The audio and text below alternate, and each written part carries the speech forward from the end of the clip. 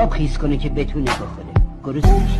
براش ساندویچ بخر، ساندویچای خوبی داری. والا خیلی دلم میخواد این کارو بکنم، ولی راستش برای این کار 10 سنت بیشتر پول ندارم. همش حساب شده است، خرج راهمونه. با 10 سنت که نونم نمیتونی بخری. ما فقط نون 15 سنتی داریم.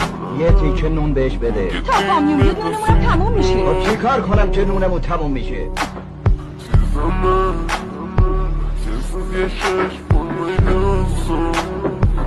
قیمت این نون 15 سنته. حالا نمیشه یه جوری به اندازه 10 سنت ازش بده. برش دار، نونش مال دیروزه. اون آب نباتا یه سنته؟ کدوما؟ همونا که راه اونا؟ نم 2 سنته. پس لطفا 2 تا بده. ممنونم. این آب نباتا که گرون‌ترن. اینجاش مربوطه. قیمتشون دونه 5 سنت.